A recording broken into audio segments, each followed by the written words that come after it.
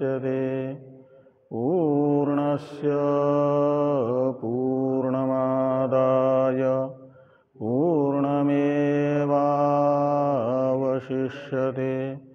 ओम शांति शांति शांति। शंकरं शंकराचार्यं केशवं बादरायणं सूत्रभाष्य कृतौ वंदे भगवन्तौ पुनः पुनः। ईश्वरो गुरुरात्मेति मूर्तिभेद विभागिने व्योमवद् व्याप्तदेहाय दक्षिणामूर्तये नमः। ओम शांति शांति शांति।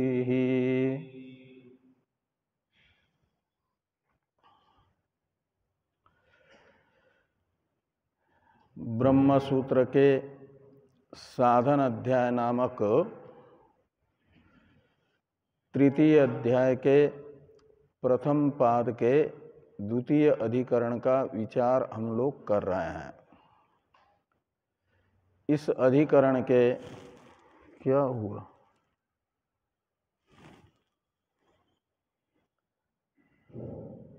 इस अधिकरण के ढीला है कि क्या है?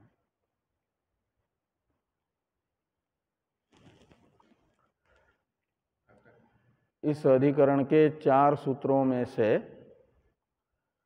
जो प्रथम सूत्र है उसके व्याख्यान रूप भाष्य की चर्चा हम लोग कर रहे हैं।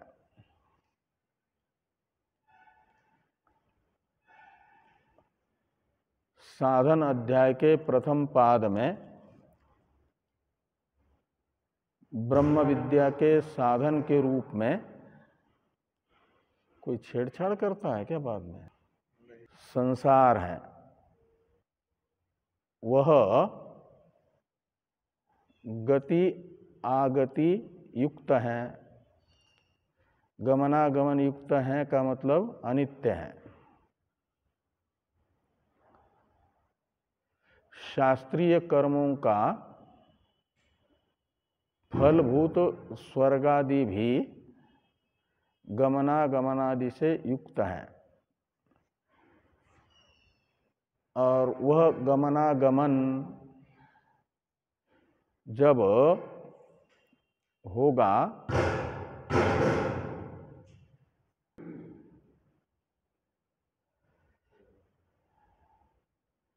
तो और कम कर दीजिए। गमनागमन से युक्त जो ब्रह्मलोक पर्यंत का संसार है उसमें अनित्यत्वादि दोष दर्शन से वैराग्य होगा।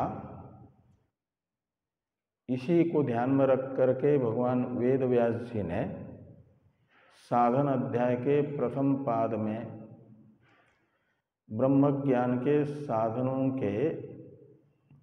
साधन के रूप में वैराग्य का निरूपक यह पाद बनाया। और प्रथम पाद में प्रथम अधिकरण में गमन बताया गया स्वर्ग के प्रति। इष्टादि कर्म सकाम भाव से जो मनुष्य योनि में रह करके करते हैं वे भूत सूक्ष्मों से परिवेष्टित होकर के स्वर्ग में जाते हैं। जब तक वहाँ का निवास हेतुभूत इष्टादि पुण्य कर्म फलोपभोग से समाप्त नहीं होता तब तक वहाँ निवास होता है। इष्टादि कर्मों का फलोपभोग स्वर्ग में होते ही फिर स्वर्गीय शरीर पिघल जाता है, देवताओं का शरीर, और फिर वे पर्जन्य लोक में आ जाते हैं। का मतलब आगति शुरू हो जाती है, उनकी आगमन शुरू हो जाता है, पुनरावर्तन शुरू हो जाता है। तो पुनरावर्तन जिन जीवों का स्वर्ग से मृत्यु लोक के ओर हो रहा है, वे निरनुशय आएंगे कि सानुशय आएंगे? इस प्रकार का संशय होने पर पूर्व पक्षी ने कहा कि निरनुशय आते हैं। वेद व्यास जी ने कृतात्यये अनुशयवान इत्यादि सूत्र से बताया कि स्वर्ग में निवास के हेतुभूत इष्टादि कर्मों का फलोपभोग से क्षय हो जाने पर स्वर्ग से पृथ्वीलोक के ओर जो जीव आ रहे हैं वे अनुशयवान होकर के आते हैं, यानी सानुशय आते हैं। ये यहाँ इस अधिकरण का सिद्धांत है। इसमें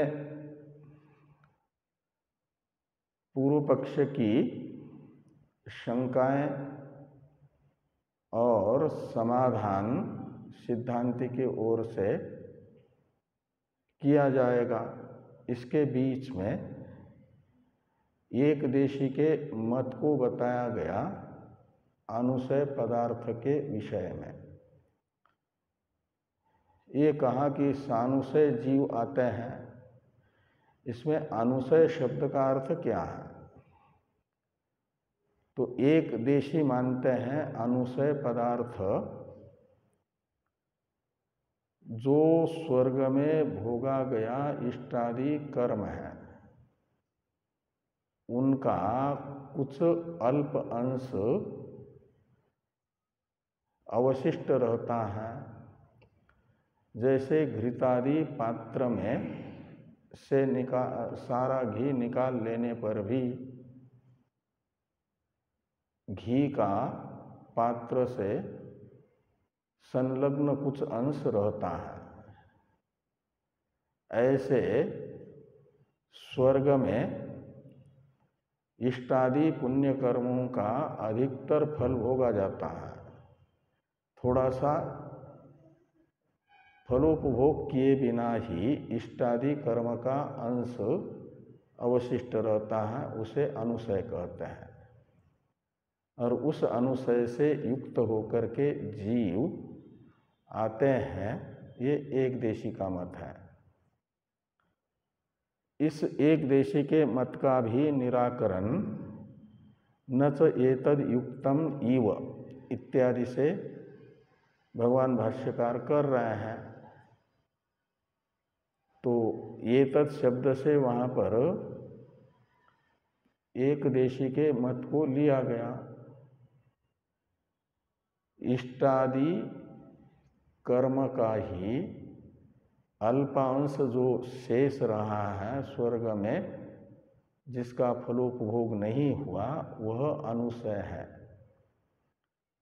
ये जो एक देशी कह रहे हैं यह उचित नहीं है, अयुक्त है।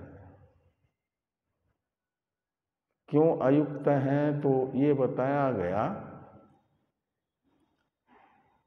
कि जो कर्म मनुष्य शरीर में स्वर्गादि फल की प्राप्ति के लिए किया गया स्वर्ग जाने से पहले, तो उस संपूर्ण कर्म का फलोपभोग तो स्वर्ग में ही होगा, क्योंकि स्वर्ग प्राप्ति के उद्देश्य से किया गया है। ये नहीं कि उसमें से कुछ अंश बचेगा और उसका फल पृथ्वीलोक में होगा। ये कहना बनता नहीं है, क्योंकि फलोपभोग के साथ विरोध है कर्म का। जैसे ही फलोपभोग हो जाता है तो कर्म समाप्त हो जाता है। तो इस प्रकार फलोपभोग कर्म का विनाशक होने के कारण इष्टादि कर्मों का स्वर्गीय भोगों के भोग से ही विनाश होगा, अल्प अंश भी शेष नहीं रहेगा। ये सिद्धांतियों ने पूर्व पक्षी से कहा है। और यहाँ तक की चर्चा हम लोग कर चुके हैं कि तद एतद अपेशलम स्वर्गार्थम किल कर्म स्वर्गस्थस्यैव स्वर्गफलम निखिलम जनयति स्वर्ग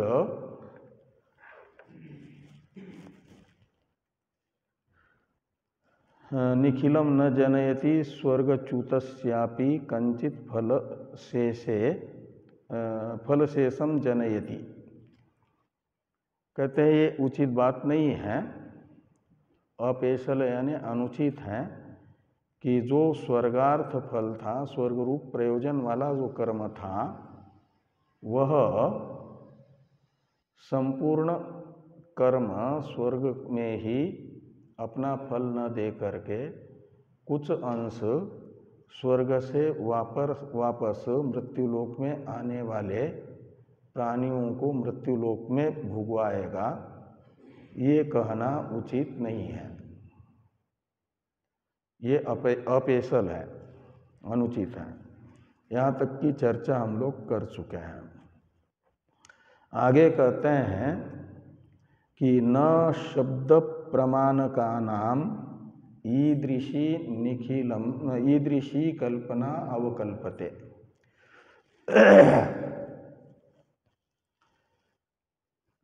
तो शब्द प्रमाण का नाम यानी शब्द है प्रमाण जिनके लिए, उन्हें कहा जाएगा शब्द प्रमाणक।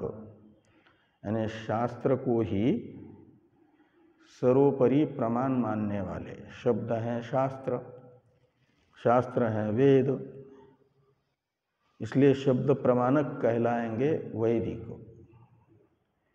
वेद को प्रमाण मानने वाले। वे इस प्रकार की कल्पना नहीं कर सकते, इसलिए कहते हैं कि शब्द प्रमाण का नाम ईदृशी कल्पना न अवकल्पते। न अवकल्पते का अर्थ निकलेगा शोभा नहीं देती है। इस प्रकार की कल्पना, किस प्रकार की? कि जो स्वर्ग प्राप्ति के उद्देश्य से किया गया कर्म था इष्टादि, वह स्वर्गलोक में अब फलोपभोग कुछ अंश का नहीं कराता है और मृत्युलोक में आकर के अपने कुछ अंश का फलोपभोग कराता है। इस प्रकार की जो कल्पना है, यह कल्पना वैदिकों के लिए अनुचित है।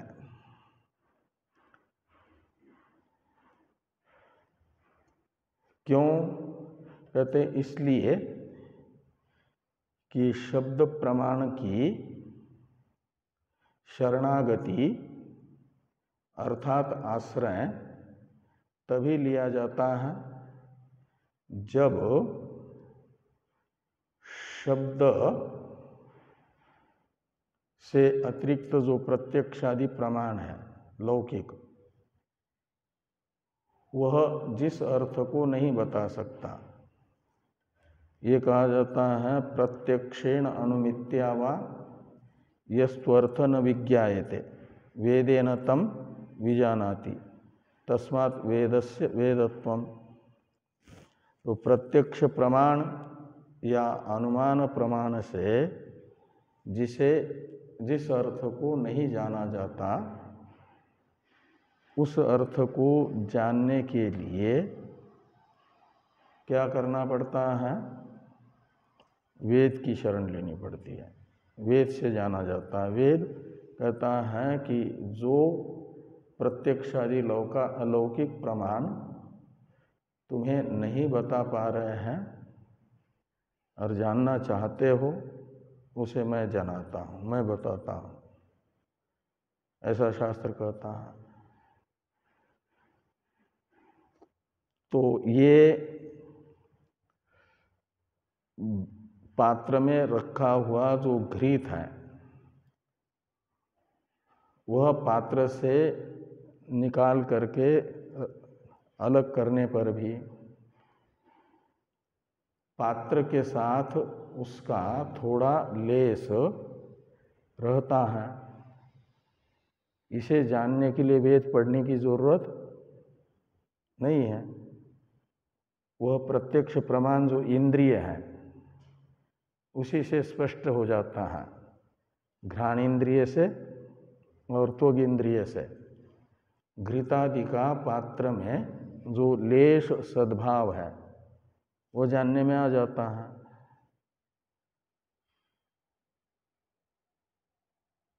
और दो उदाहरण बताए थे ना पहले,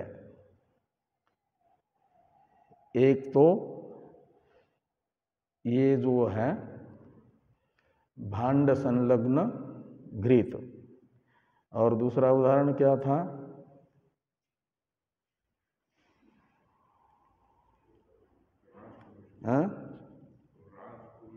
हाँ, तो राज सेवक के जो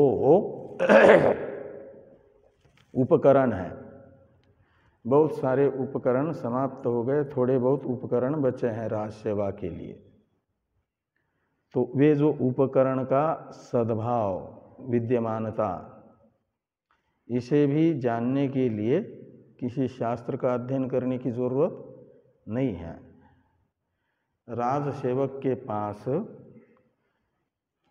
जो पहले अनेक उपकरण देखे गए थे, उनमें से अब कुछ ही बचे हैं, छत्र पादुकादि। ये प्रत्यक्ष प्रमाण जो नेत्र हैं उसी से स्पष्ट हो जाता है, जाना जाता है। उसके लिए शास्त्र प्रमाण की जरूरत नहीं है।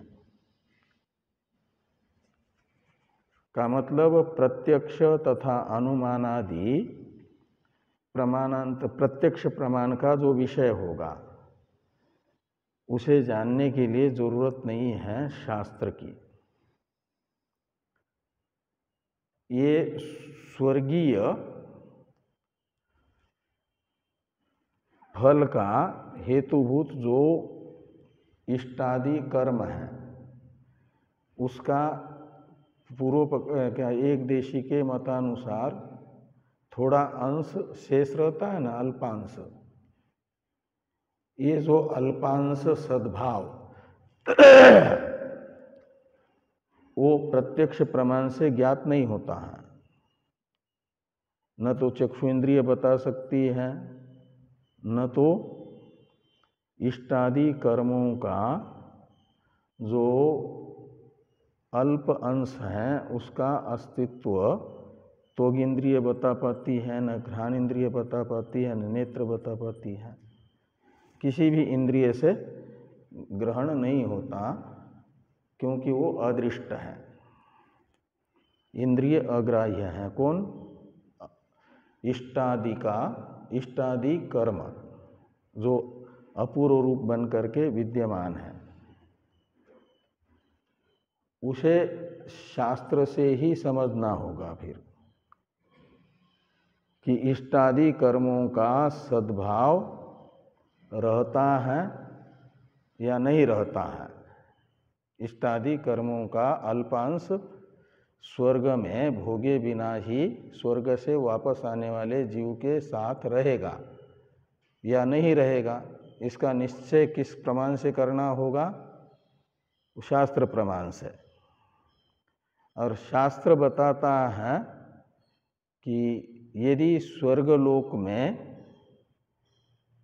फलोपभोग के उद्देश्य से किया गया इष्टादि कर्म है तो पूरा का पूरा अपना फलोपभोग वहीं कराएगा, उसी लोक में। कुछ अंश उसका शेष नहीं रहेगा। ऐसा कौन बताएगा? शास्त्र बताएगा।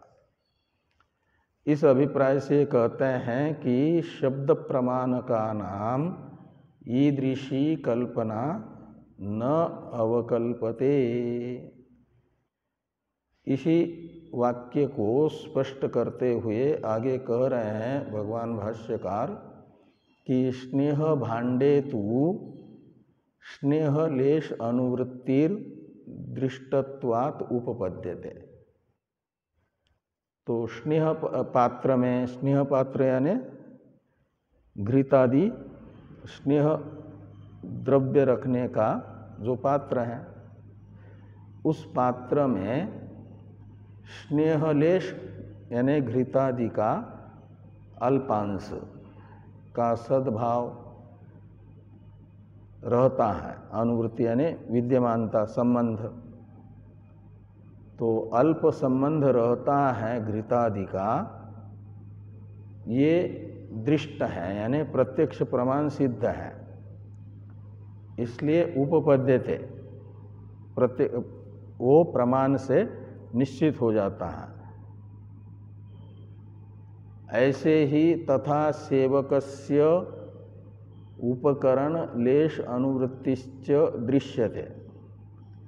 तो जो सेवक हैं, राजसेवक, उसके पास अल्प ही उपकरण अवशिष्ट हैं, यह भी प्रत्यक्ष प्रमाण से ही निश्चित होता है, वो दृष्ट है। तो सेवकस्य उपकरण लेशानुवृत्तिश्च दृश्यते यानी दृष्ट है ये दोनों। तो उदाहरण यानी जो दृष्टांत है और दार्ष्टान्त है, इन दोनों में वैषम्य है। दृष्टांत में तो लेश अनुवृत्ति बताई जा रही है दृष्ट पदार्थ की, दृष्ट पदार्थ के लेश का संबंध बताया जा रहा है। और दार्ष्टान्त में है अदृष्ट लेश, अदृष्ट संबंध। इस अभिप्राय से लिखते हैं कि सेवकस्य उपकरण लेश अनुवृत्तिश्च दृश्यते न तु इह तथा स्वर्ग फलस्य कर्मणो लेशानुवृत्तिर दृश्यते। तो स्वर्ग फल है जिस इष्टादि कर्म का, उस कर्म के अल्पांश की अनुवृत्ति न दृश्यते का मतलब दृष्ट नहीं है। तो दार्ष्टान्त है अदृष्ट का संबंध दिखाने वाला, सद्भाव बताने वाला। और दृष्टांत में बताया जा रहा है दृष्ट का संबंध। तो दृष्टांत के लेश सद्भाव से अदृष्ट का लेश सद्भाव सिद्ध नहीं किया जा सकता अनुमान से भी। इसके लिए शास्त्र का ही आश्रय लेना होगा। इस अभिप्राय से लिखते हैं कि तथा न तु इह तथा स्वर्गफलस्य कर्मणो लेशानुवृत्तिर दृश्यते नापि कल्पयितुम शक्यते। तो कल्पयितुम अपि न शक्यते का मतलब होगा अनुमान से भी नहीं जाना जा सकता। तो प्रत्यक्ष प्रमाण से न दृश्यते से बताया इष्टादि कर्मों का लेश सद्भाव सिद्ध नहीं किया जा सकता, क्योंकि इंद्रिय ग्राह्य नहीं है। और अनुमान से भी, स्वतंत्र अनुमान से भी लेश सद्भाव सिद्ध नहीं किया जा सकता।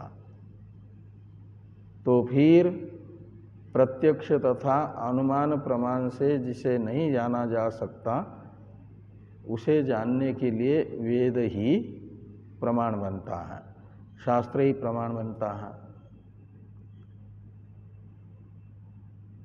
तो स्वर्ग फलत्व शास्त्र विरोधात कहते हैं क्यों प्रत्यक्ष या अनुमान प्रमाण से नहीं जाना जाएगा? कहते हैं स्वर्ग फलत्व शास्त्र विरोधात।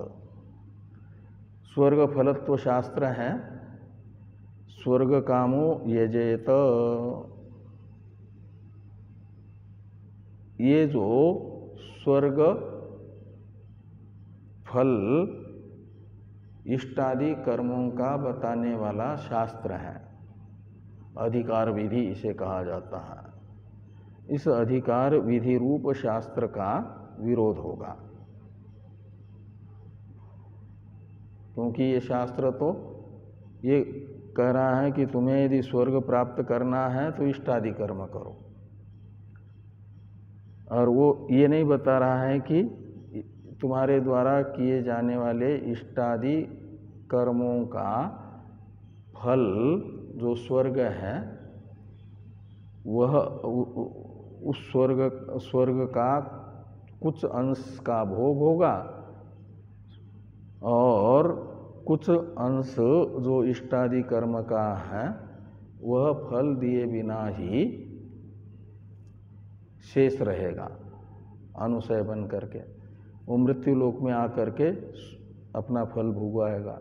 ऐसा शास्त्र नहीं कहता है। शास्त्र तो कहता है कि जो स्वर्ग फलक कर्म है उनका संपूर्ण फल स्वर्ग में ही मिलेगा, देवता शरीर से ही भोगा जाएगा।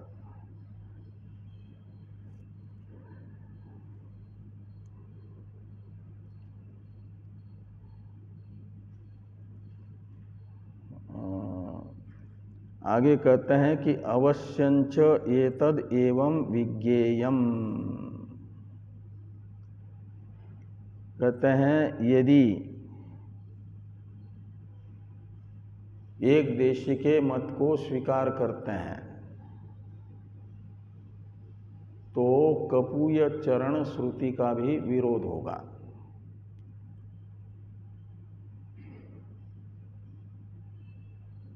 यदि अनुशय शब्द का अर्थ एक देशी ने जो बताया है वही मानेंगे, तो एक देशी ने अनुशय शब्द का अर्थ क्या बताया है?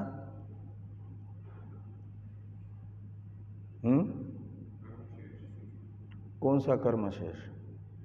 एक देशी यानी स्वर्ग फलक इष्टादि कर्मों का अल्पांश जो स्वर्ग में फल नहीं दिया है उसे वो बचता है, उसे कहा जाता है अनुशय।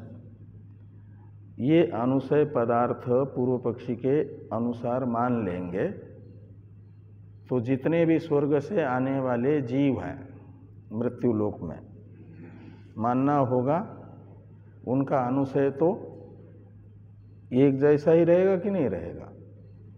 इष्टादि कर्मों का ही कुछ अभुक्त फल अंश रहेगा, तो सभी जीवों का एक जैसा अंश रहेगा, वो इष्टादि कर्मों का अनुशय एक जैसा होगा।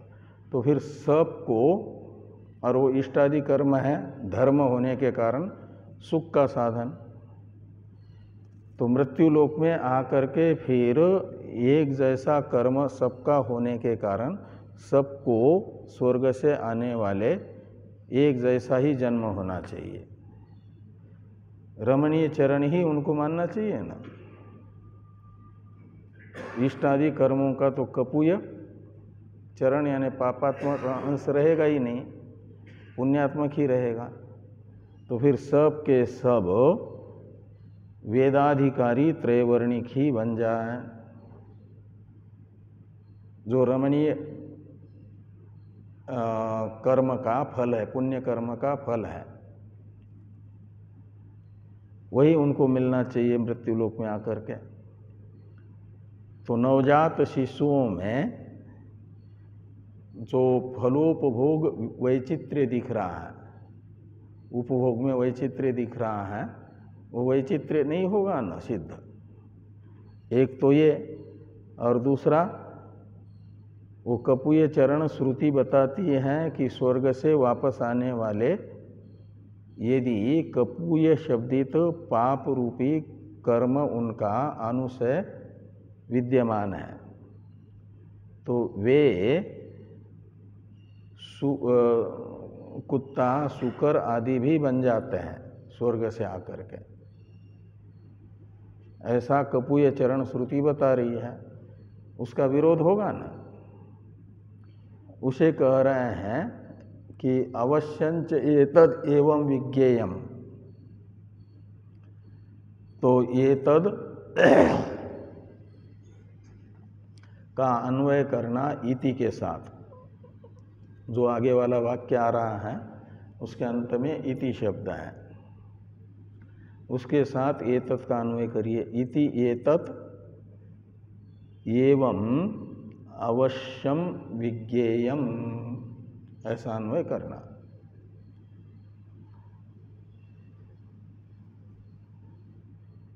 तो एतत् पदार्थ को ही स्पष्ट करते हुए ये कहा जा रहा है कि न स्वर्ग फलस्य इष्टादेः कर्मणो भाण्डानुसारी स्नेहवत एक देशो अनुवर्तमानो अनुशय इति, यानी इति एतद अवश्यमेव विज्ञेयम।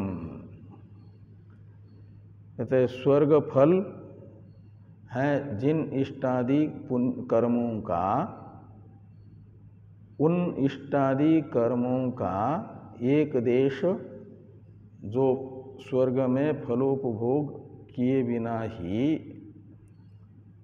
स्वर्ग से वापस आने वाले जीव के साथ आ रहा है, वो अनुशय है। ऐसा जो मानना है किसका, एक देशी का, वह इस प्रकार अनुवर्तित नहीं होता है। न का अन्वय करना,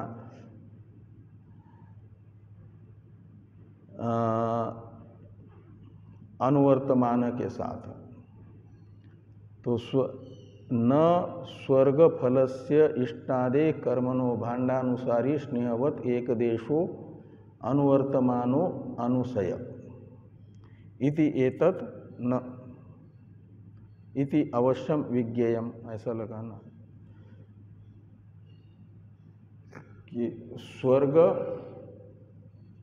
फल के प्राप्ति के उद्देश्य से किए गए इष्टादि कर्मों का अल्प अंश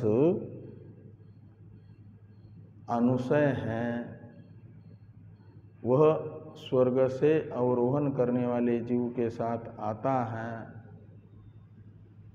ये उचित नहीं है। ये निश्चित समझना, नहीं आता है वो, ऐसा अवश्य समझना चाहिए। कहा यदि आता है ऐसा मानेंगे तो क्या आपत्ति होगी, जैसे भाण्डानुसारी स्नेह होता है ऐसा इसको भी मान लिया जाए। तो कहते हैं यदि ही येन सुकृतेन कर्मणा इष्टादिना स्वर्गम अन्वभुवन तस्यैव कश्चित् एक देशो अनुशयः कल्पेत ततो रमणीय एव एको अनुशय स्यात् न विपरीतः। कहते हैं यदि जिस पुण्य रूप इष्टादि कर्म से स्वर्ग का अनुभव किया, स्वर्गीय सुख का अनुभव हुआ, उन्हीं सुख के हेतुभूत इष्टादि कर्मों का कुछ अंश विशेष एक देश अनुशय हैं, ऐसी कल्पना करते हैं यदि, तो ततः का अर्थ है तरही, तब तो क्या होगा कि रमणीय एव एको अनुशय स्यात्, तो केवल एक पुण्यात्मक ही अनुशय सबका है स्वर्ग से अवरोहण करने वाले जीवों का, ऐसी कल्पना करनी पड़ेगी।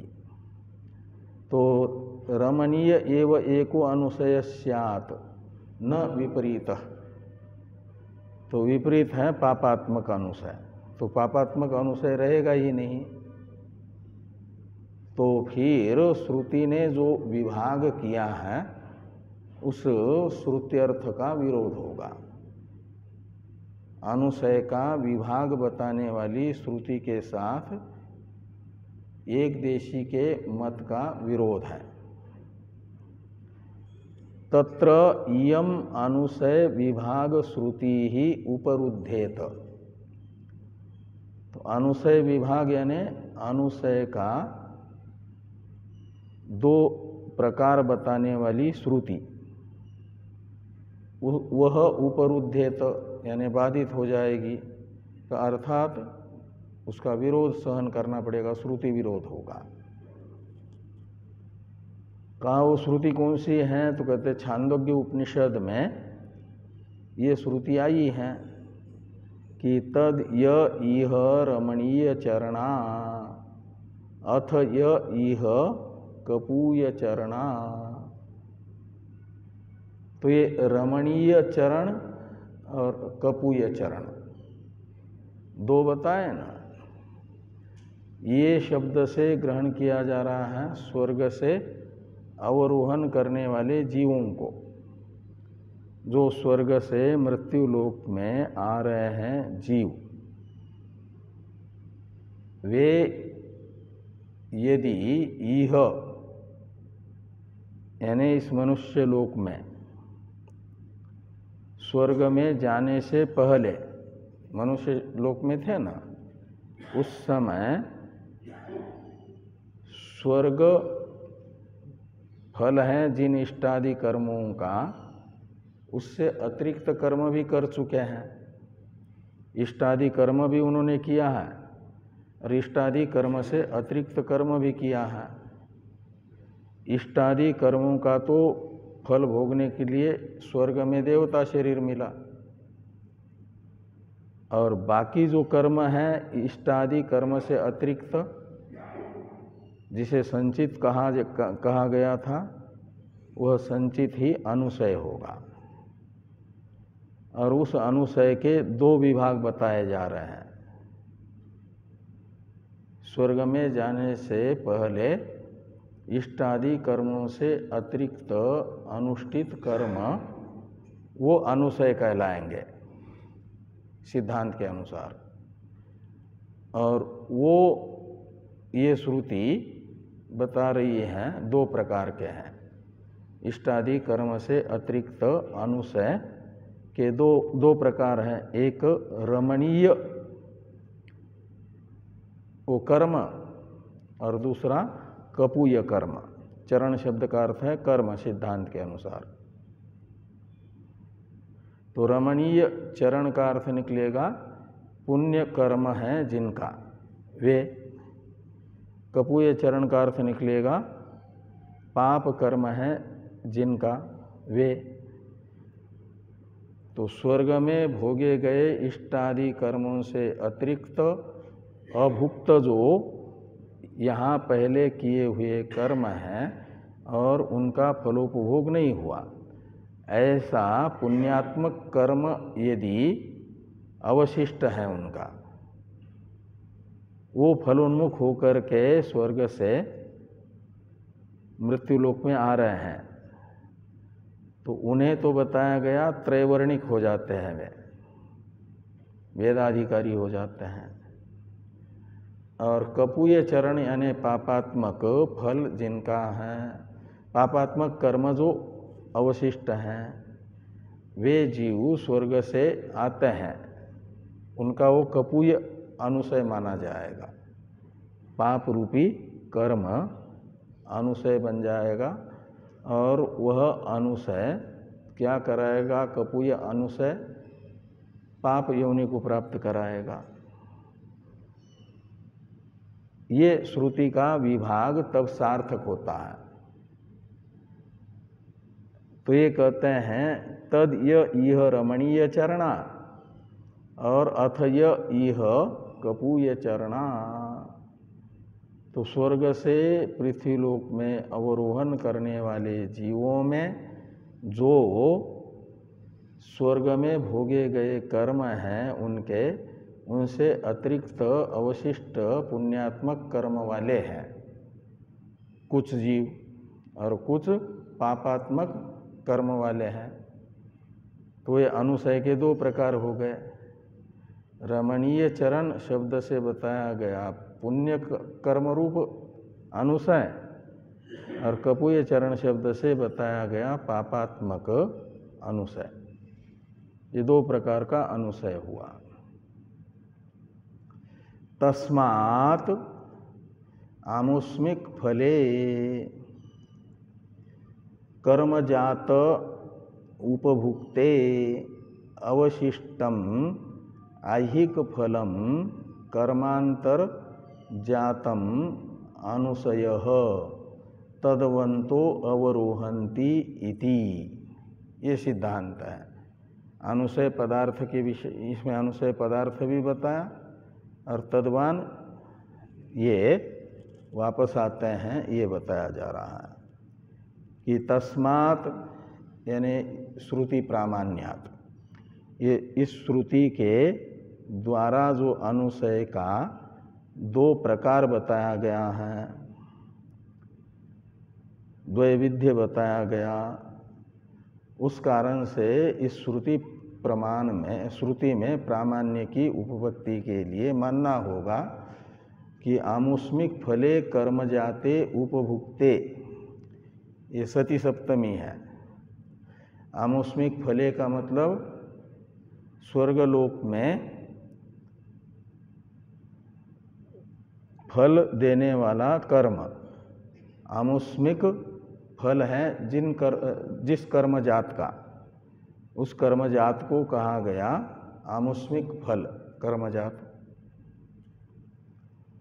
स्वर्ग फल वाला कर्म समूह, जात शब्द का अर्थ है कर्म समूह, वो इष्टादि कर्म, पुण्य कर्म,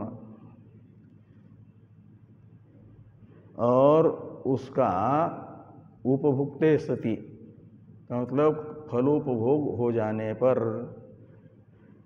और ये नहीं कि थोड़ा अंश बचेगा, सारे के सारे इष्टादि कर्मों का स्वर्ग में ही फलोपभोग करेगा और फिर वापस आएगा तो अवशिष्ट कौन सा कर्म रहेगा? जो मृत्यु लोक में विद्यमान शरीरों से भोगा जाने वाला फल है जिन कर्मों का, वो कर्म रहेगा अवशिष्ट कर्म। उसे कहते हैं अवशिष्टम ऐहिक फलम कर्मांतर जातम। तो ऐहिक फलम का अर्थ है इस पृथ्वी लोक में विद्यमान शरीरों से भोगा जाने वाला है फल जिन कर्मों का, वह कर्मजात है ऐहिक फल कर्म, कर्मजात। वो कर्मांतर शब्द में कर्म शब्द से तो समझना इष्टादि को, कर्मांतर से समझना जो इष्टादि कर्म से अतिरिक्त कर्म, और उसे अनुशय कहा जाएगा। और उस अनुशय के दो विभाग श्रुति ने बताए हुए, कुछ कर्म ऐसे होंगे जो पुण्यात्मक है, लेकिन इतना ही पुण्य है कि जो पृथ्वीलोक के शरीरों से भोगा जा सकता है, उनका सुखात्मक फल, वे कर्म पुण्य कर्म, उन्हें रमणीय चरण कहा जाएगा। और कुछ कर्म रहेंगे पापात्मक, जिनका पृथ्वीलोक के शरीरों से दुख रूप फल भोगना है, उन्हें कहा जाएगा कपूय चरण। ऐसे कर्मांतर जात के अवान्तर, अनुशय शब्दित कर्मांतर जात के दो भेद हो गए, दो प्रकार बने। और तद्वंतो अवरोहन्ति कृतात्यये अनुशयवान, ये जो सिद्धांति की प्रतिज्ञा है ना, उसका अर्थ कर दिया तद्वंतो अवरोहन्ति। तद्वन्तः का अर्थ है अनुशयवन्तः। तद्वंत में तत्शब्द अनुशय का परामर्शक है। अनुशय हुआ इष्टादि कर्म से अतिरिक्त कर्म, जो पृथ्वी लोक में भोगने योग्य हैं, ऐसा कर्म जो पूर्व में किया था, उनसे युक्त होकर के, उन कर्मों से युक्त होकर के आते हैं जब स्वर्ग में निवास का हेतुभूत कर्म समाप्त होता है भोग करके उसके बाद।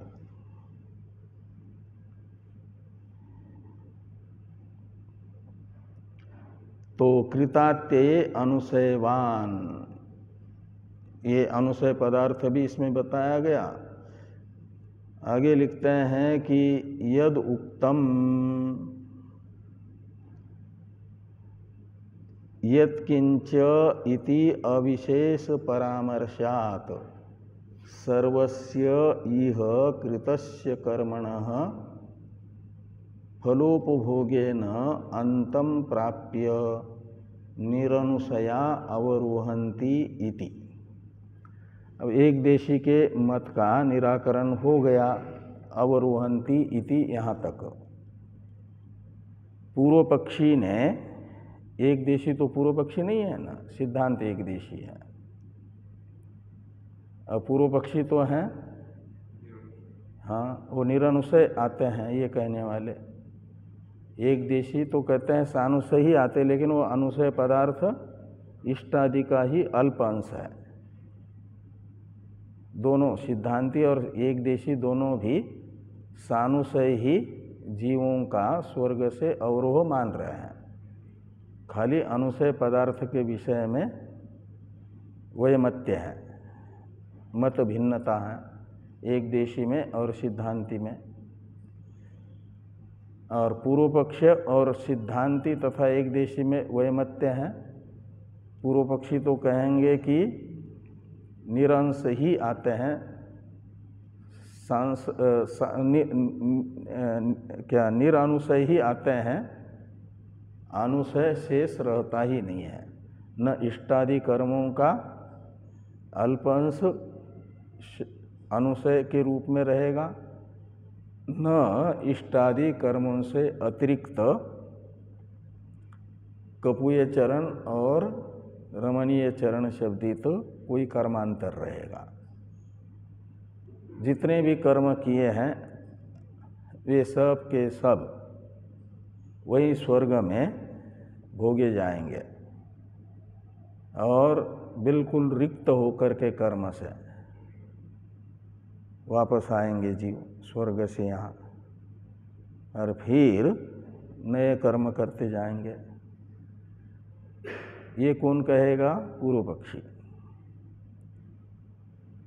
क्योंकि वहाँ रमणीय चरण और कपूय चरण शब्द का अर्थ पूर्व पक्ष के मत में चरण शब्द का अर्थ है शील।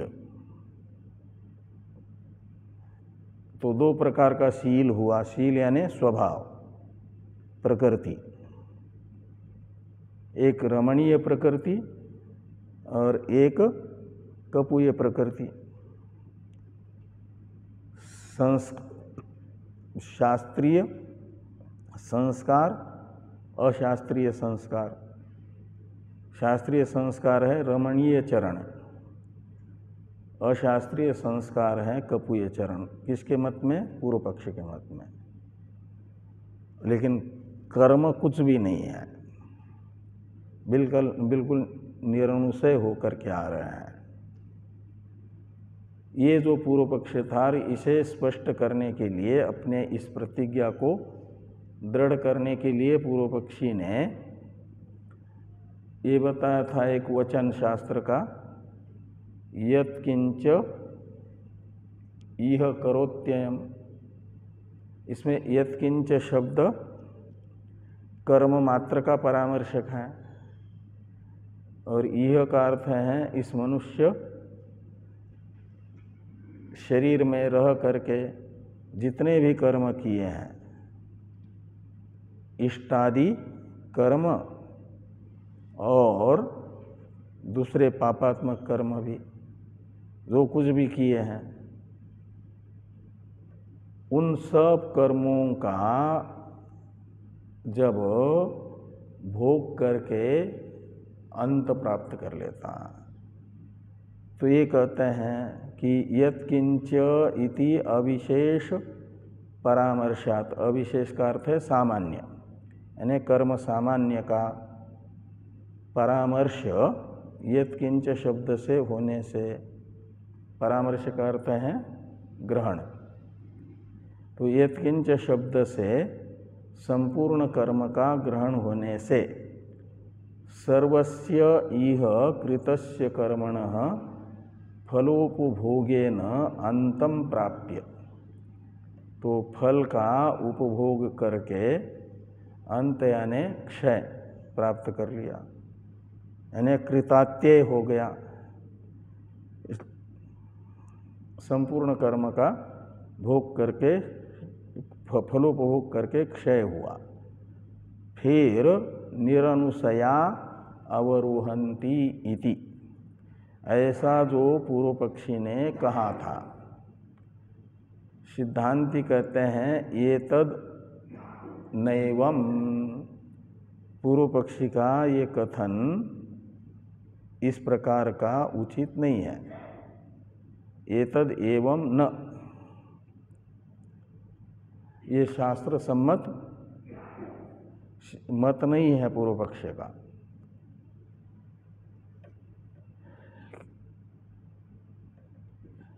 ये नैतद एवं इस वाक्य के अर्थ की सिद्धि के लिए हेतु बताते हैं अनुशय सद्भावस्य अवगमितत्वात्। तो कहते हैं अनुशय सद्भाव, सद्भाव का अर्थ है अस्तित्व, सत्व, सद्भाव कहो, सत्व कहो, सत्ता कहो, ये सब पर्यायवाचक हो जाएंगे ना, विद्यमानता, सत्ता, सद्भाव। तो अनुशय सद्भाव का अर्थ होगा अनुशय की सत्ता। स्वर्ग में भोग करके समाप्त हो गए हैं इष्टादि कर्म, और उनसे अतिरिक्त जो बाकी बचे हुए कर्म हैं वे अनुशय हैं, और उनका अस्तित्व शास्त्र से सिद्ध है, निश्चित है। इसलिए कहते हैं कि अनुशय सद्भावस्य अवगमितत्वात्। अवगमितत्वात् का अर्थ है ज्ञापित होने से, ज्ञापितत्वात्। तो अनुशय का अस्तित्व ज्ञापित हुआ है, यानी निश्चित कराया गया शास्त्र के द्वारा, बता दिया गया है। और यत तो कहा यदि अनुशय का अस्तित्व मानोगे तो फिर कर्म सामान्य के परामर्शक यत्किंच इस शब्द का क्या होगा, इसकी क्या गति निकलेगी। तो कहते हैं जब अनुशय शास्त्र श्रुति प्रमाण से निश्चित हो गया और कोई दूसरा वचन यदि कर्म मात्र का परामर्शक शब्द प्रयोग करता है तो मानना होगा वहाँ पर जो सामान्य का वाचक शब्द है वह बता रहा है इष्टादि समस्त कर्मों को। स्वर्ग फल है जिन इष्टादि समस्त कर्मों का, उन समस्त कर्मों का फलोपभोग से अंत प्राप्त करके फिर सानुशय आते हैं। वहाँ यत्किंच शब्द से स्वर्ग फलक जितने कर्म हैं मनुष्य शरीर से किए गए उन सब कर्मों को लेना है। ये नहीं कि जिनका फल स्वर्ग नहीं है उनको भी यत्किंचित शब्द से लिया जाए। जिनका फल देवता शरीर से भोगा ही नहीं जा सकता ऐसे कर्मों का परामर्शक शास्त्रगत यत्किंच शब्द नहीं होगा, अपितु मनुष्य शरीर से किए गए उन्हीं कर्मों का परामर्शक यत्किंच शब्द होगा जिनका फलोपभोग स्वर्ग में हो सकता है, देवता शरीर से। इस अभिप्राय से लिखा कि अनुशय सद्भावस्य गमितत्वात् और यत्किंचिद इह कृतम आमुष्मिक फलम कर्म आरब्ध भोगम तत्सर्वं फलोपभोगेन क्षपयित्वा इति गम्यते। तो जो मनुष्य शरीर में रह करके स्वर्गीय भोग की प्राप्ति के उद्देश्य से किया गया कर्म है और जो आरब्ध है, आरब्ध भोग है का मतलब फल देना प्रारंभ कर लिया है, जिसने देवता शरीर का प्रारब्ध बन गया है, जो वो सारा कर्म देवता शरीर में जिन कर्मों का फलोपभोग होना है उन सब कर्मों का फलोपभोग से क्षय करके फिर इस लोक में सानुशय ही वापस आते हैं। ये अर्थ निकलेगा यत्किंच इत्यादि शास्त्र वचन का भी। इति गम्यते। अब यद्यपि उक्तम प्रायणम इत्यादि वाक्य आ रहा है, पूर्व पक्षी ने कहा था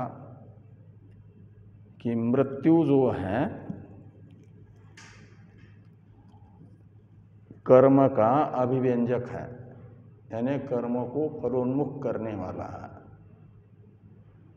तो यजमान शरीर छूटते समय जितने भी यजमान के कर्म हैं उन सब को मृत्यु फलोन्मुख करेगा, सबका अभिव्यंजक बनेगा ना। तो इसलिए सभी के सभी फलोन्मुख हो जाएंगे, तो फिर उन सब का फल यजमान शरीर छूटने के बाद जो शरीर प्राप्त हो रहा है उस शरीर से भोगेगा, जितने जितने फलोन्मुख हुए हैं उन सब का। तो पूर्व पक्षी कहते हैं सामान्य रूप से मृत्यु से सभी कर्म फलोन्मुख हो जाते हैं, इसलिए उन सब कर्मों का फलोपभोग होगा स्वर्ग में ही। ये एक पूर्व पक्ष की शंका आ रही है, पहले कह दिया था पूर्व पक्षी ने, उसका अनुवाद करके भगवान भाष्यकार सिद्धांति की ओर से निराकरण कर रहे हैं। इस पर चर्चा हम लोग कल करेंगे। ओम पूर्णमदः पूर्णमिदं पूर्णात् पूर्णमुदच्यते पूर्णस्य पूर्णमादाय पूर्णमेवावशिष्यते। ओम शांति शांति शांति। शंकरं शंकराचार्यं केशवं बादरायणं सूत्रभाष्य कृतो वन्दे भगवन्तौ पुनः पुनः। ईश्वरो गुरुरात्मेति मूर्तिभेदविभागिने